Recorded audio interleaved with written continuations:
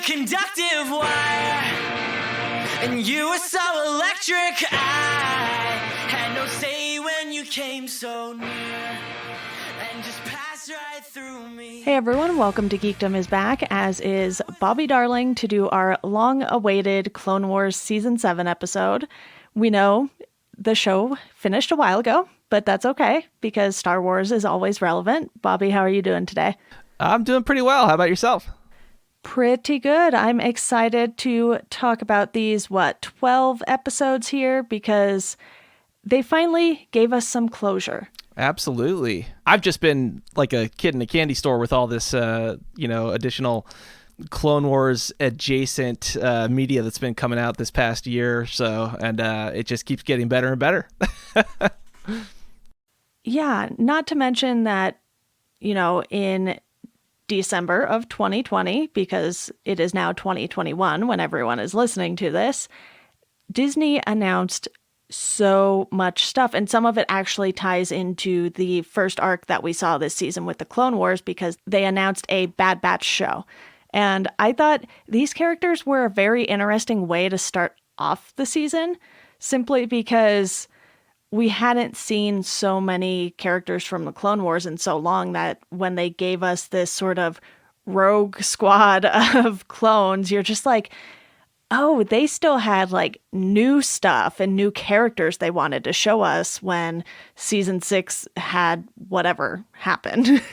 It's pretty crazy. Like, they've really mined that whole period for so much, and then there's just more and more content that keeps coming. I've always thought of the Clone Wars as kind of a it's prequel adjacent. Obviously, it's in the era of Attack of the Clones, and it's, I don't know. I always thought there would be some kind of not an expiration date, but at some point they'd be kind of tapped out on exploring that era, and it just keeps going, but it bears fruit. It's not like I never get bored of it. I never get like, well, can we hear some new stories? And I've really enjoyed the Clone Wars period and their exploration of it a lot more than I enjoyed the sequel trilogy, to be honest. Like, I get so much fulfillment out of Ahsoka's journey, and I mean, I know we'll dive into it, but so much of the nuance of these things that are happening concurrently with the things that we saw in the prequel trilogy that have really expanded my appreciation for all of it. And I wonder if they're going to do that at some point with this sequel trilogy to kind of enhance it, like they've done with this all the Filoni stuff has done for the prequels. I love the prequels. There's a lot of silly stuff there, but that whole universe, that whole era, and snapshot in time is probably my favorite Star Wars era, just because of what they've done with the Clone Wars animated series and all of the additional content that they've created over the years. Yeah, and I think it's perfectly fine if people only want to watch the live action stuff, but I do think they're missing out on so much, because Clone Wars has now gone for 7 seasons, and you get so much of Anakin's story in particular, whereas if you watch the prequels and then watch the original trilogy, you're still missing a few pieces there.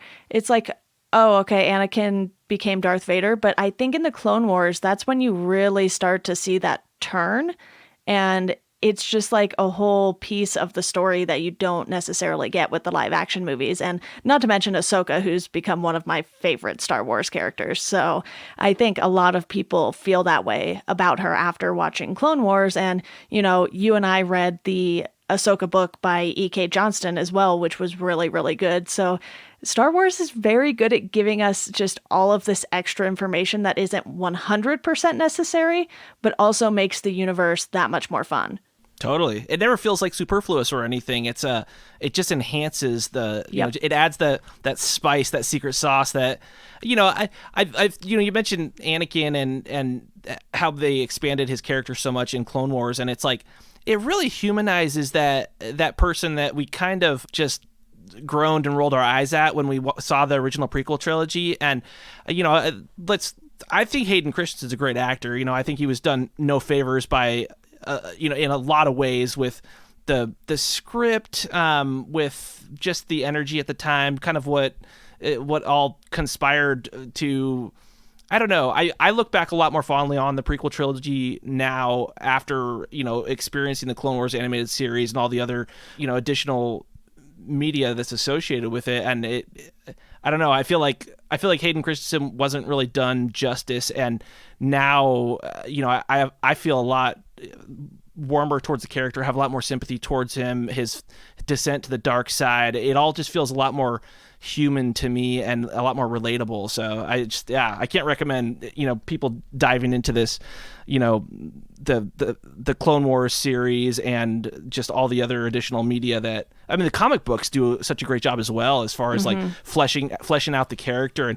And also kind of bringing that humanity of Anakin into his experience as Vader. We think of Vader, previously we thought of Vader as this, just powerful death machine of Sith power and stuff, and I don't know, he's very much humanized by what we've learned in the Clone Wars, in Rebels, in the comic books, and I'm so excited for Hayden Christensen to take up the mantle again in the Obi-Wan series. It's going to be really cool.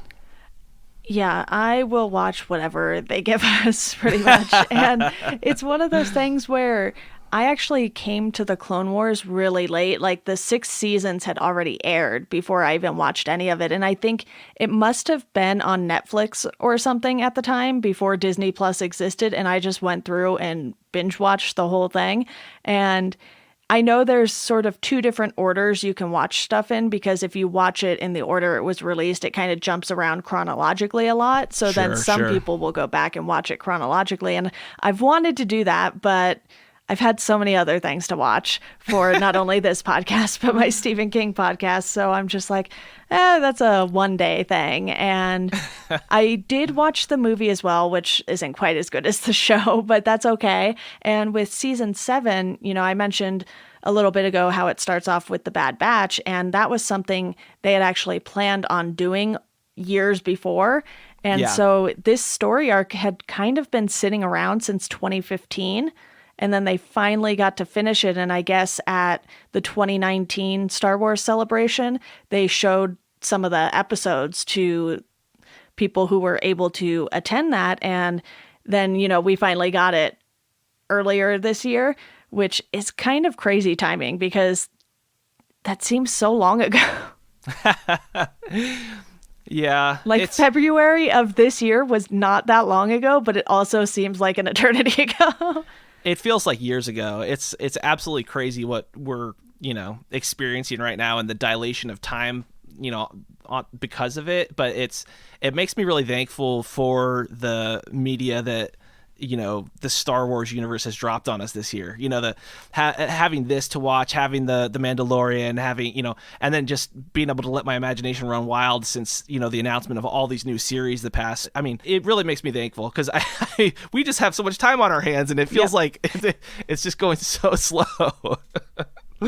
It really does, but I really enjoyed the characters in the Bad Batch because you could see how something like this could happen. It's like when you were creating the clones, you can't have a 100% success rate. Sure. So I thought that was a very fun look at it. Did you enjoy how this season started? Because it did seem a little weird because you're like, oh, okay, they're just going to hit us with new characters right away. I'll be honest. I say this from the perspective of somebody who absolutely adores this series, and it's like pizza. Even when when there were Jar Jar episodes, I was still like, bring it on, like, I'm in. I don't care. But yeah, this season I was so excited for, and it felt. It started off a little bit, as far as piquing my interest, it was a little bit slow for me. I really wanted to dive in with Ahsoka. I wanted to dive, especially after our experience with Rebels and all the revelations from that series. I was so ready for more of that. And, so the Bad Batch stuff was, and I've always loved the clones and everything, but I was just kind of like, all right, can we get back to, the meat and potatoes, which is to me Ahsoka. Like she's my favorite thing in the whole Star Wars universe. Like I absolutely adore her. I love her arc. I love her understanding of the Force. I love her journey with Anakin. I love her understanding of the Jedi Masters, like all of it. So I was just ready for her to come back in a major way. And I mean, the end of the season just ramps up towards her, really, for me. And so it gets there. But at first I was just kind of like, okay, clones with special abilities, cool. Like it's more like kind of nerd minutia that I love, but I was like I was waiting for those big swings, which we get later on. Oh yeah. And it's like, they just want to remind you that Anakin's really bad at working with other people these first few episodes. Yeah. Which is, always a fun time to see, that sort of struggle within him. And that's how we really do get to see the turn, because you're like, okay, Anakin seemed like he really wanted to do the right thing, help the people out. And then it wasn't like such a quick turn as the prequels make it seem. It was something that lingered. And then I think Ahsoka leaving him was something that really sort of triggered that downfall. And, with the 5th episode, we get to spend a lot more time with Ahsoka now this season. You're just like, all right, episode 5, here we go. We have until episode 12 to really get a lot of this Ahsoka story. And when we see her, she is hiding everything that she once was. And I think we can both agree that the book was kind of the same way. She wasn't just like, oh, I used to be a Jedi, blah, blah, blah. Like she wasn't going around flaunting it, basically. Yeah. It's interesting when you think about these characters holistically and not compartmentalizing them to either the movies or the series or any of the peripheral pieces of media. You get such a broader and more filled out actual human being. And I think about that with Anakin, like you were saying, with his turn to the dark side, because it feels so sudden in the films. He turns in Darth Sidious to Mace Windu, and they go up there, and then whoops, I'm a Sith. And you're like, huh?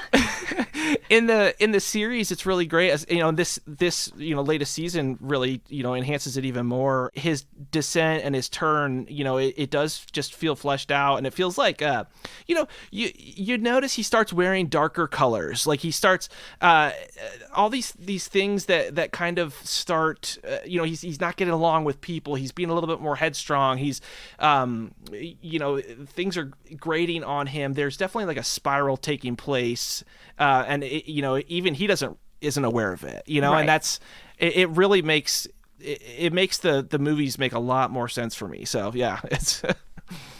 Yeah, and this first episode with Ahsoka, she is basically befriending Trace, and you see that tension because she's like, okay, I trust this person enough to kind of show who I am a little bit, but then her sister comes into play and there's this whole ordeal, and Ahsoka is really just trying to help one person out, and she pays so much for it because she's just like, okay, how do I do this without revealing myself? She reveals herself, and then it's like all hell breaks loose. And I think the way they had her story roll out and had us catch up with her was consistent with the core of her character. Yes, she left Anakin behind, but she has always just wanted to help people. And in the first 6 seasons, we see how she's betrayed numerous times. She is blamed for this thing that she didn't do. She's framed for it. And you really get this feeling that she wants to trust people, but it's so hard for her given everything that she had gone through when she was with the Jedi Order. Yeah, and I think she kind of serves as the avatar for the audience in a lot of respects, because, her understanding of the Force and the dark side and the, all of it was so black and white and so kind of dogmatic to begin with. And her evolution, it all kind of ties into her understanding of the Force and the Jedi, and her evolution into the gray and what she becomes is very much aligned with my journey and my understanding of Star Wars. You know, I grew up, you know, Darth Vader was the bad guy, Yoda was the best. I love the Ewoks. You know, there's all these very simple, you know, things. That my understanding of it was very simple, and it evolved so much, you know, over time, watching the prequels, watching the Clone Wars, but especially with Ahsoka's journey, and you know, when she is framed, and you know, her disillusionment with the Jedi Order, and kind of understanding that these are fallible, you know, beings that are coming up with this doctrine that they're all following, and that it's not necessarily in tune with what the Force wills. And so, you know, I think, and maybe that's our collective journey with Star Wars, is that our understanding of it all, you know, evolves over time. And sometimes, you know, like we've seen with the sequel trilogy, you know, the audience isn't ready to make some of those leaps in our, you know, in our personal journeys, as far as like, you know, evolving with our understanding of the Force, of the Jedi, of Force sensitive people, like all of it. Because we saw a lot of backlash against some of the, I guess, moves that they made as far as trying to adjust people's understanding of it. If that makes sense. I know I'm rambling, but No, I think it does. And I think a lot of people went into this season in particular expecting to catch up on Ahsoka specifically, because yeah, we all know how Anakin's story ends. There's no surprises really left to be had. Obviously, you still have plenty character-wise with him, but it's like, okay, we know who he is at this point in time, and we know what happens to him. So, you know, you still have plenty of story to be told, but I don't think that they were anticipating on doing anything that would, you know, change how we felt or what we knew about Anakin as a character. And the nice thing is that with Ahsoka, we didn't know what happened to her really, unless, you know, you read the book and you kind of could start filling in some blanks, but we didn't know what her return would look like. And we get an entire story arc before she, you know, really returns, so to speak. It's just like, hey, we're going to catch up with her.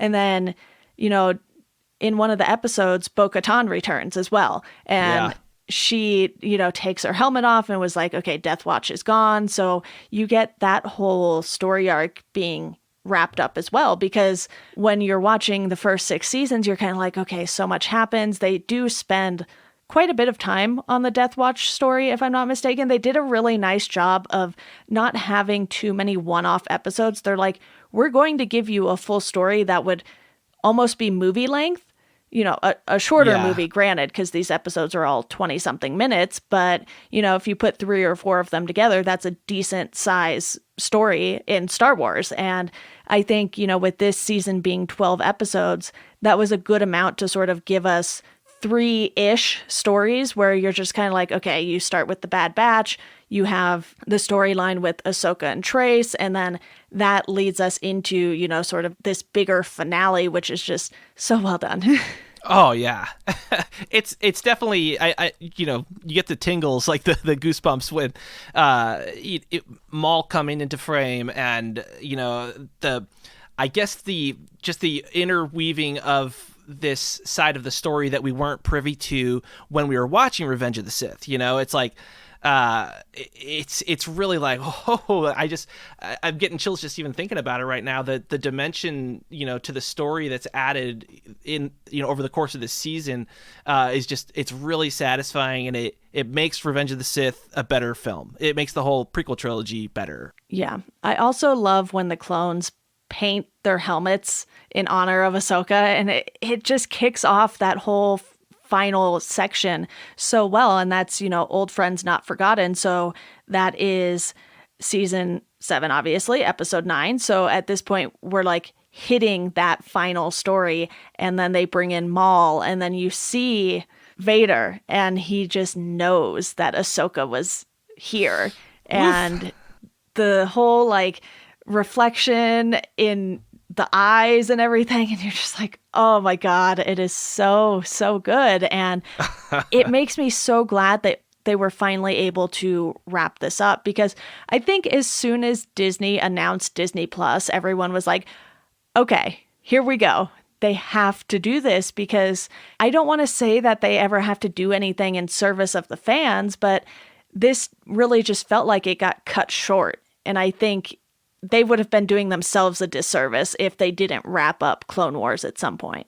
Yeah, I agree. It's kind of a chicken or the egg thing sometimes, where I wonder, like, did they stumble? Because I mean, the early seasons of Clone Wars is kind of a mixed bag at times, where they do have those one-off episodes that are just kind of a lark, where they're like, hey, let's do a funny episode, or let's follow some droids around, or let's follow Jar Jar, or they needed filler.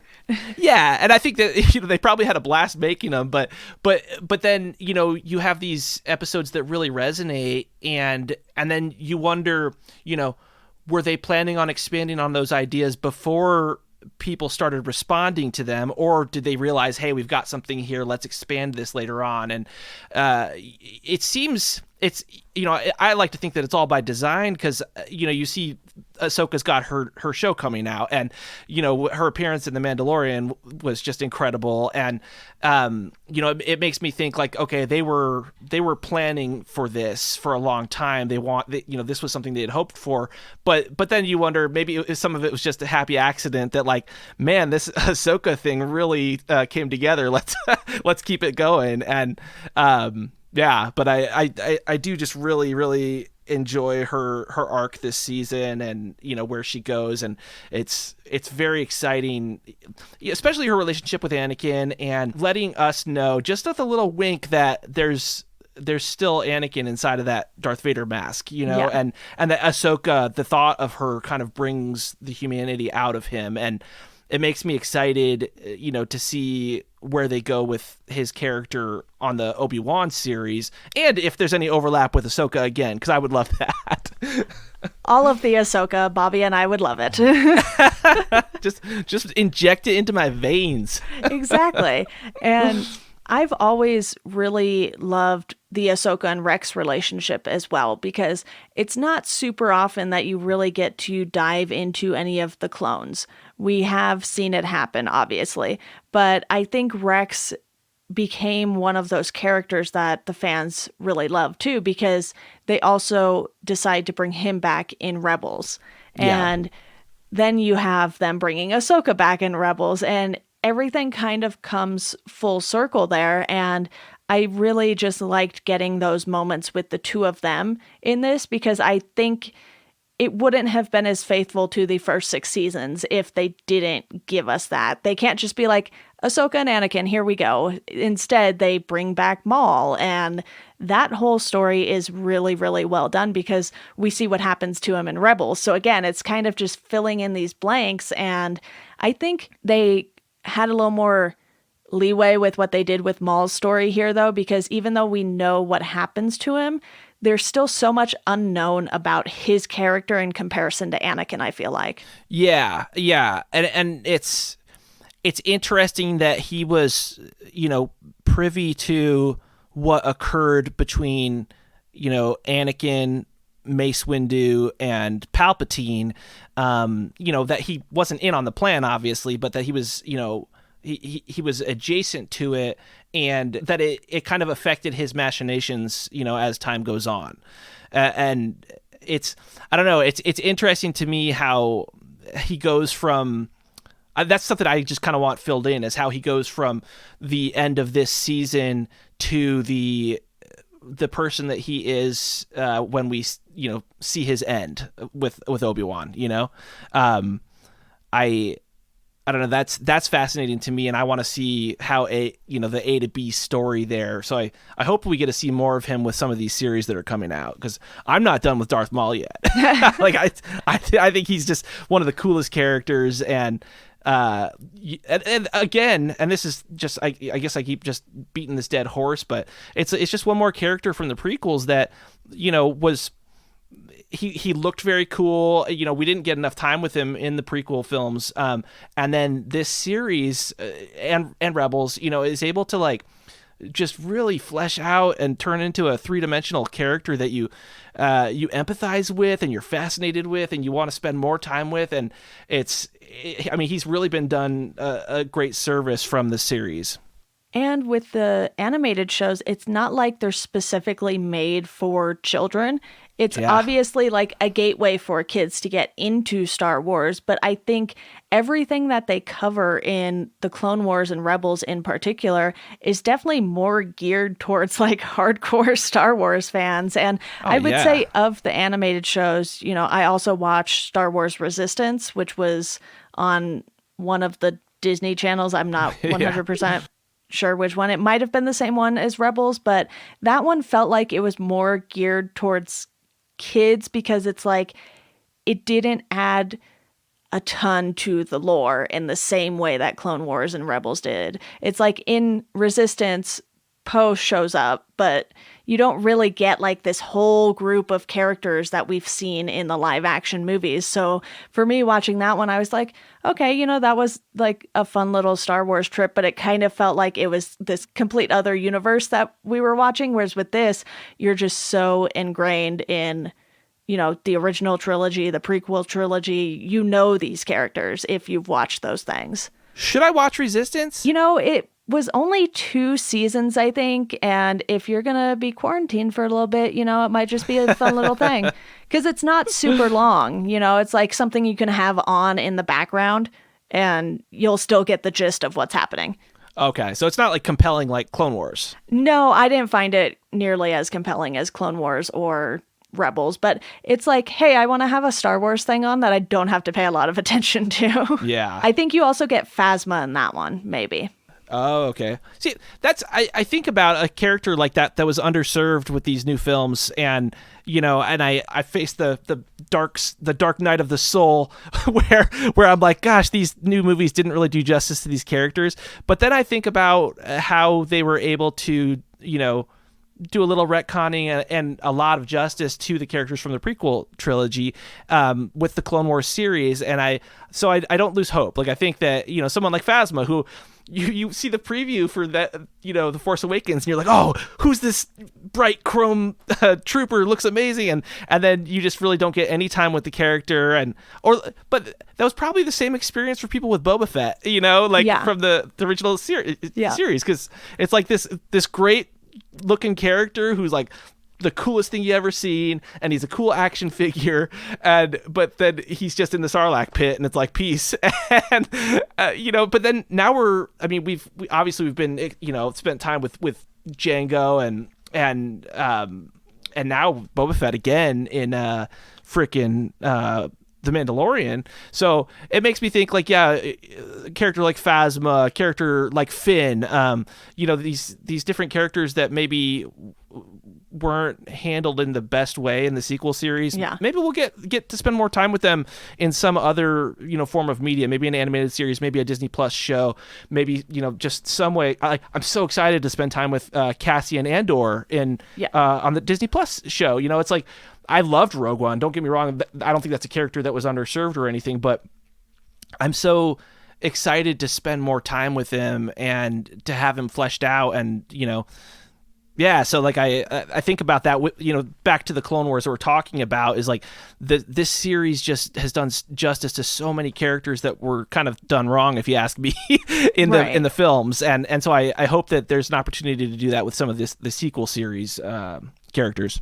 And again, like you said, they have so much ancillary material, so you could read books, you could read the comics. Like, I had started reading the Poe Dameron comic, which is just sort of this fun look at the character so far. There's the Phasma book, which I highly recommend that if anyone wants to know more about Phasma's character, because you don't really get any history for that character in the sequel trilogy. So that kind of goes into her backstory and kind of gets you to that trilogy and when she finally appears. So, you know, I'm a giant book nerd, hence why I also host a Stephen King podcast.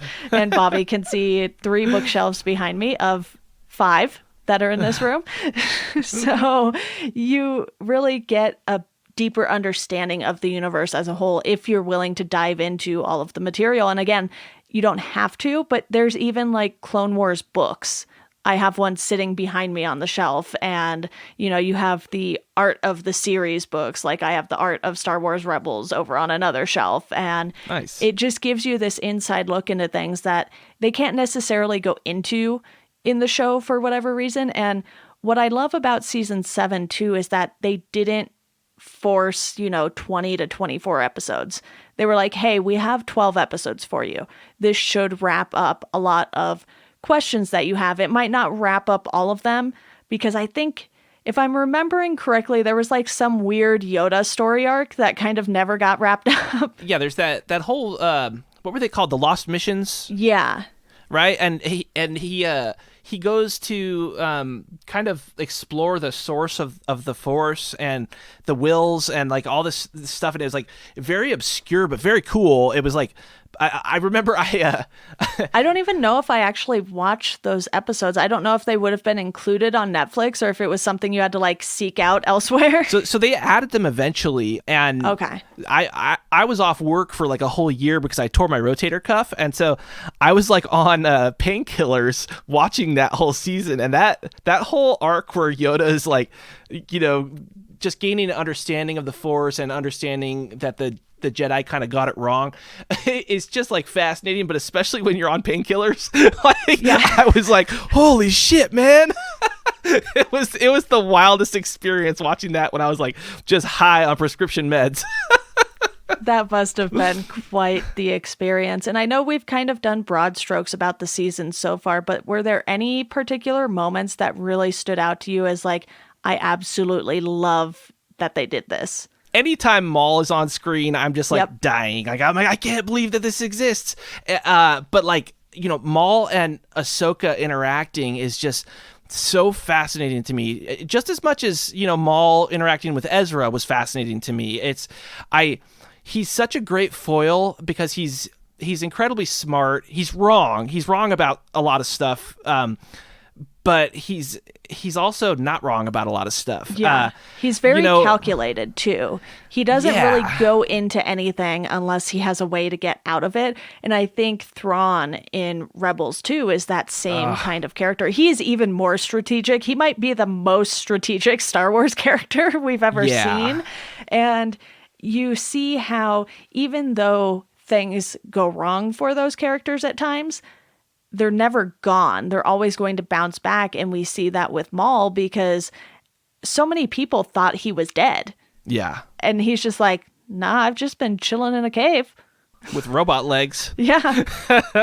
I think that what's fascinating about him is what he reveals about the other characters that he interacts with. Like that always does a lot for me because he kind of, one of his gifts is that he kind of picks at, he finds the cracks and he starts picking at them, the things that people have doubts about, the things that could seduce someone to the dark side. And the Jedi were so, puritanical that they didn't examine those things, which left them, vulnerable.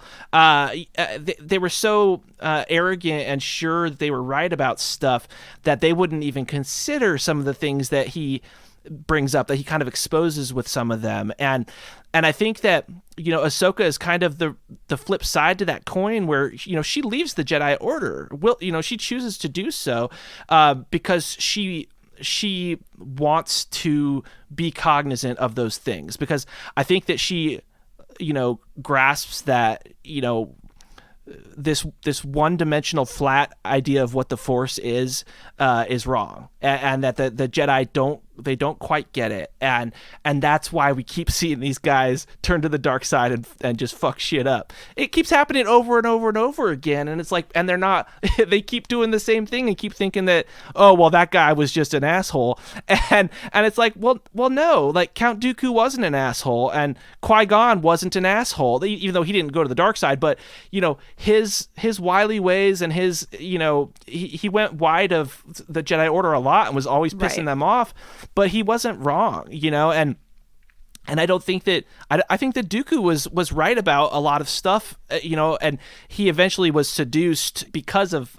some of those pieces of friction he had with the Jedi Order, but I think that his, decision to go astray from them probably wasn't any more wrong than Ahsoka's was to begin with, and I don't know, there's a lot of gray and a lot of room between the Jedi Order and the guys who think that they're in the right all the time, and Palpatine. There's a lot of space between those two ends of the spectrum, and there's a lot of I guess room for navigating that Maul understands, and he navigates it in a very malicious way and is always trying to screw somebody over. Like, you can't trust him.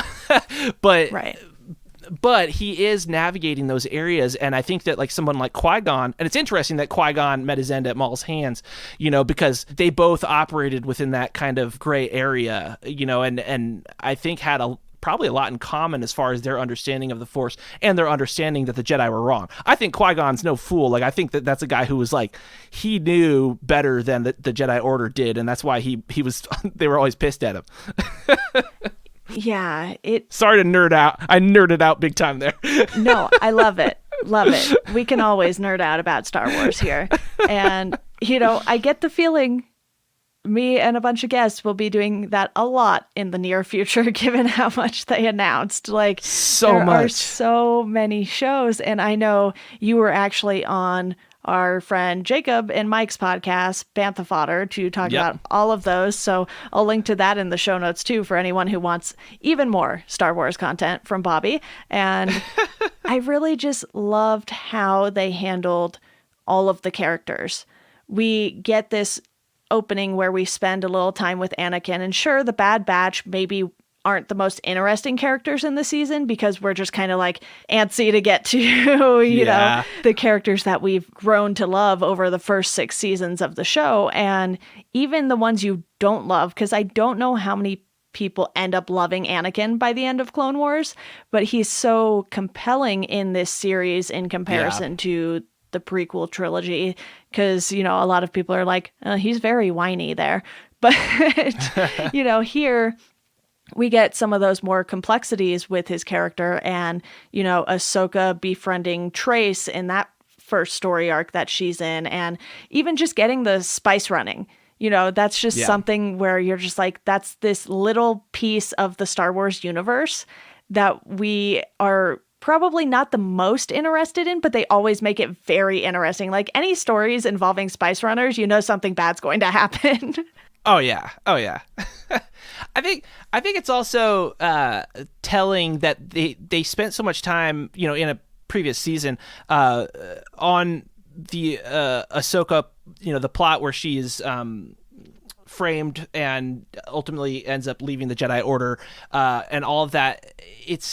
I feel like that was shown to kind of flesh out Anakin's you know, distrust of the Jedi Order. I think that, you know, he, by the time he, you know, betrays Mace Windu and sides with Palpatine, I think that by that point, you know, he has come completely full circle, and I would assume he probably is like, yeah, man, the Jedi did Ahsoka dirty. Yeah. And that, man, these guys are wrong about a lot of stuff. And you know, that Jedi's name, Barriss Offee, right? So, you know, she wasn't wrong either. You know, like her understanding of the Jedi, and that there's some crooked shit going on here. And wasn't she just like Padme's assistant person too, or something? Either that, or she was like undercover or something. There was something weird there, because I remember, let me look up the character just so I don't completely screw this up. But I know she was a Padawan. You know, because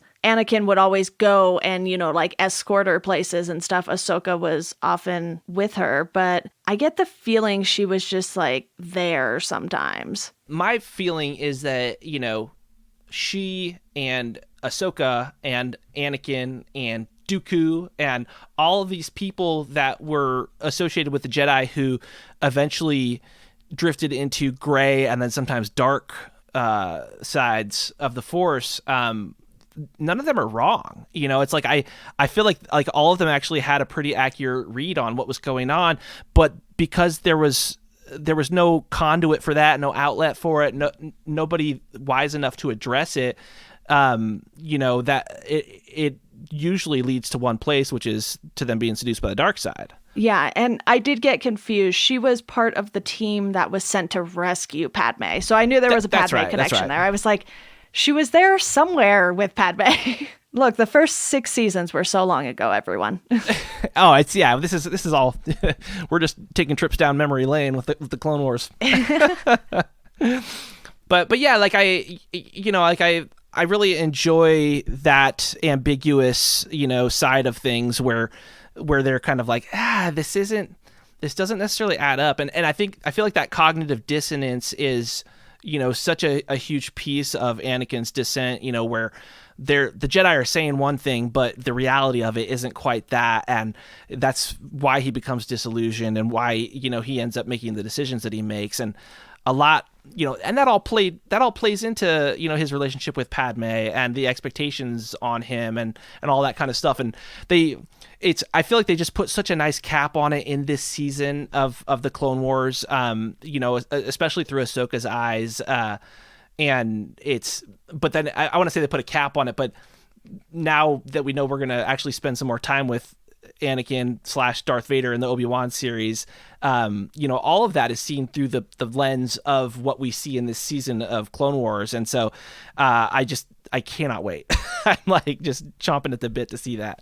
Yeah, I am just so thrilled with so many Star Wars things right now. I've been buying up so many of the like reference kind of books, like I said, the Art of Rebels, but then I have the ones for Force Awakens, Last Jedi, Rise of Skywalker, even though those aren't necessarily my favorites. I really do like what they did with The Last Jedi, but I also just have like concept books where they just kind of run through concepts that they had. And it's kind of crazy how much is out there to where if you really, really want to dive deep into Star Wars, you could, one, spend so much money, as I have done, but it seems like there's an endless stream of content to where you could literally just consume Star Wars content and be a very busy person. It's going to be crazy. It's kind of something, I feel like the Marvel Cinematic Universe is something that we never, could have expected as kids, that we would get such a rich tapestry of all this stuff that all exists in one universe. We always kind of dreamed of that for Star Wars stuff when we were kids, and when we got the prequel trilogy, it was like, wow, more Star Wars, how cool. And then we've gotten so much more material over the years. It's been very cool, but nothing like what's coming. I mean, it's pretty wild how we're just going to be like immersed in this stuff in the next couple of years. And yeah, it's a great time to be alive. Before the sequel trilogy came out, I had only seen the 6 previous Star Wars movies once, maybe. And so it wasn't really until Disney bought Lucasfilm and started bringing all of this content back. Obviously, you have the Legends novels, which there are way more of those than I thought there were. I was texting our friend Jacob and I was like, there's so many. I was like, what have I done? Because I started picking up some of them and I was like, wait, I have book 1 and 5. Need to go find 2, 3, and 4 now. And they're doing the same thing, but I think with the story group at Lucas, they're very good at keeping things like, okay, here are the characters. Here are the characters we're bringing back from Legends. Thrawn was one of the big Legends characters who made his way into the new canon. And obviously you have your main characters from, the previous Legends novels and everything, because they were in the original trilogy and the prequel trilogy. But I think they have not necessarily wiped the slate clean, but they've just been, I think, a little more hands-on and a little more tight-lipped about what is happening with these characters. Because from what I can tell with Legends, Jake was saying pretty much anyone could write a Star Wars book, back then, which is why... Fanfic. Yeah, which is why they ended up with so many, but I think they have some tighter restrictions now, which people, might not always love, but I think they do a very nice job of kind of knowing what fans want while also not sacrificing the story to give fans what they want. Yeah, it's like it's a canon thing, like ever since the sequel trilogy, there was one piece of media that came out before. Oh, it was the Clone Wars series. But ever since the sequel, trilogy came out, every piece of media that they make is going to be, canon from now on. And the stuff that happened before that, but after the prequel films, was considered legend, right? So like all the books that came out in that time period are legend and not canon.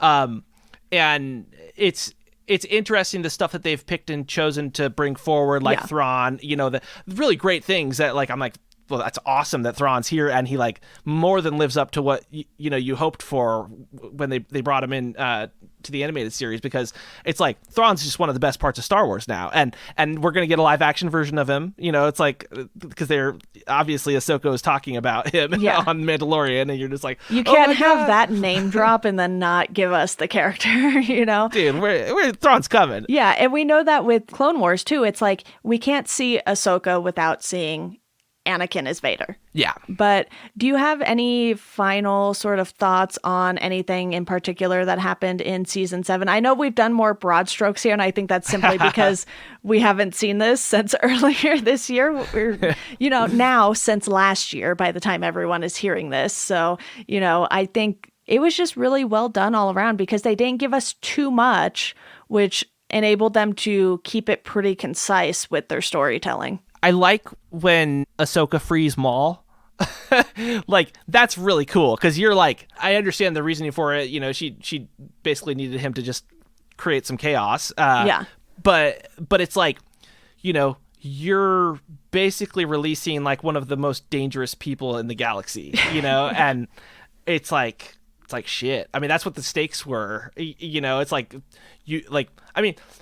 I'd probably think like the 2 or 3 most dangerous people in the galaxy at this point maybe would be like Palpatine, Yoda, and then Darth Maul. I mean, it's like, because Mace Windu's presumed dead at this point. Like there's I don't know, there's not Dooku's dead.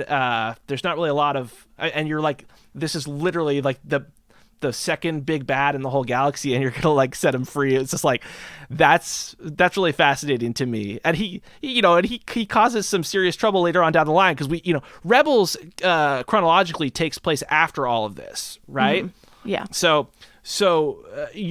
which is interesting, because we see a lot of Maul and Ahsoka in Rebels, and knowing that they have already had this interaction and the things that they're aware of, I guess we kind of gain some perspective into where they're coming from in the Rebels series. So you can kind of go back and watch that through a new lens, which is interesting. But yeah, like just when she sets him free, and like just all the shit that goes down and stuff, is like, if I would go back and like kind of like highlight some stuff, it's like the series, this season is a slow burn, but when it gets to that stuff, it's just like, it is like must watch. I can't take my eyes off the screen kind of stuff. Yeah, because there's this moment too where Rex and the other clones are willing to sacrifice themselves in order to save Ahsoka, and she's like, no, you guys aren't just these clones who can be sacrificed. I mean, obviously that is the literal purpose they were created for,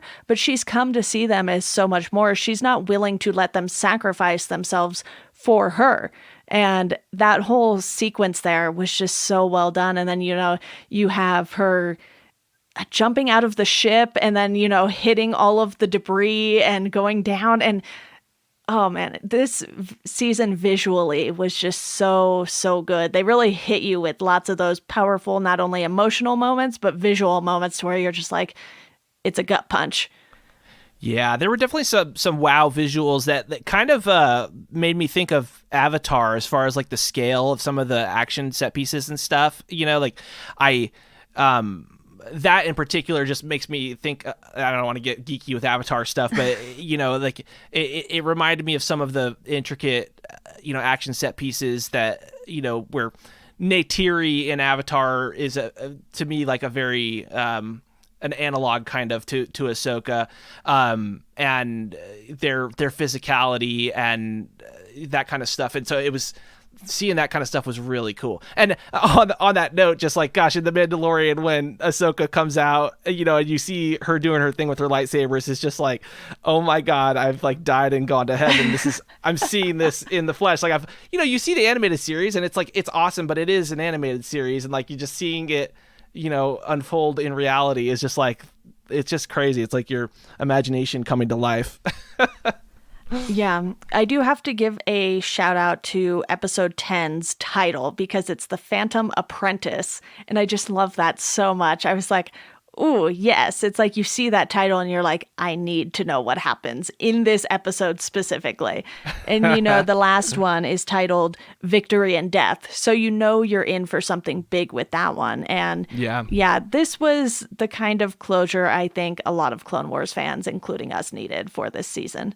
Yeah, I like what you brought up too about them humanizing the clones, and through Ahsoka as our avatar, it's like she cares about them, and we do too, And so I hate that I come across like I'm taking a dump on the Bad Batch because like they're clones too, and like I like you said, it's like we were so excited for what was going to come that we knew was coming that like having to get through that felt kind of like a grind. But I'm excited to see that series because I know those guys they do no wrong. Like this whole team behind the animated series is just like even when they digress into those weird one-off stories, it's still satisfying. And like I think the Bad Batch series is going to be really cool. So I'm excited to see what they do with those characters and spend more time with them. Yeah, it was just like maybe they should have kind of flipped the order and given us some like that Ahsoka and Trace storyline first. Just a little bit and then go into the Bad Batch stuff.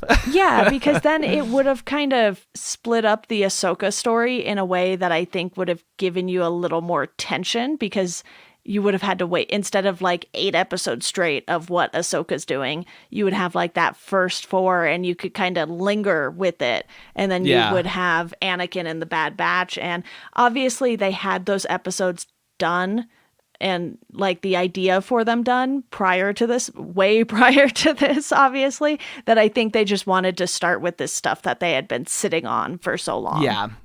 Yeah, it doesn't.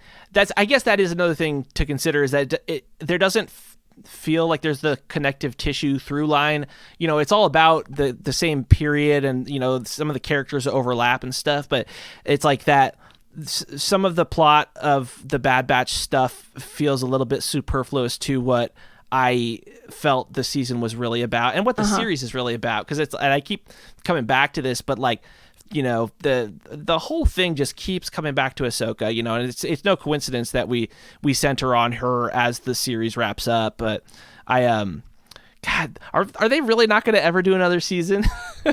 I mean, I don't know. I haven't heard anything about it. And you would think the Investor Day would have been when they were like, hey, we'll give you a little more Clone Wars. But I think because I'm curious to see how, the live action Ahsoka show goes because I don't think they've really given us much about it, but I do think it's going to run in parallel to The Mandalorian as far as the timeline goes, because then I think there's supposed to be like some crossover thing when Ahsoka ends and what I assume would be season 3 of Mandalorian.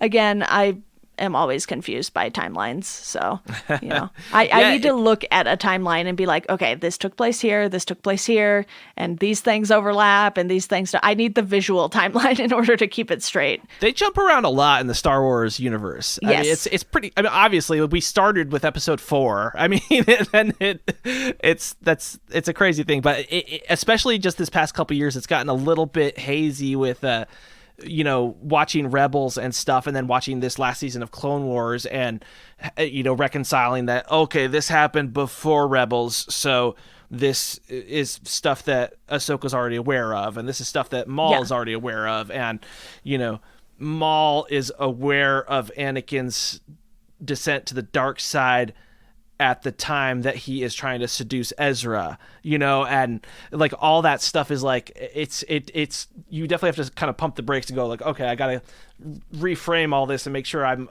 understanding this right, because it's playing into their motivations, and especially with someone like Maul who's always scheming because he's up to something. Yeah. Let's just say it's a very good thing that Star Wars wiki exists. No kidding. And that people like you and Jake are there for me to like just run something by. Hold on a second. Am I crazy or is this when this happens? Yeah.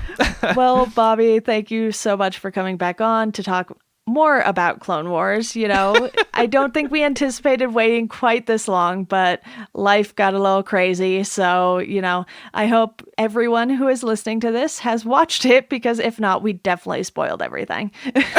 It's all spoiled. We should make up some fake spoilers and just to throw people off the track.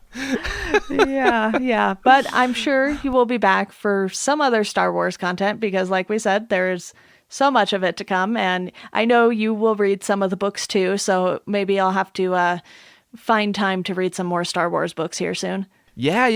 I think I can't wait to see what kind of content you and Jake are both pumping out with all these new series coming out and stuff. It's the golden age of Star Wars. Again. Well, thanks so much for having me on. This is just a blast. I love talking about all this just geeky stuff. I can't get enough. That is why this podcast exists. All right, everyone, that does it for this episode of Welcome to Geekdom. If you want to support the podcast, you can do so through our Patreon. You can sign up for $1 a month. That'll get you a thank you on the show. $2 a month, you get to pick a topic that myself and a guest will discuss on the show. For $5 a month, you can join the Welcome to Geekdom Slack group, where you can talk to myself and various guests who have been on the show. If you want to follow us on socials, you can do so at GeekdomPod on Twitter and at Welcome to Geekdom on Instagram and Facebook. And as always, thank you for listening, and we hope you enjoy the rest of your day.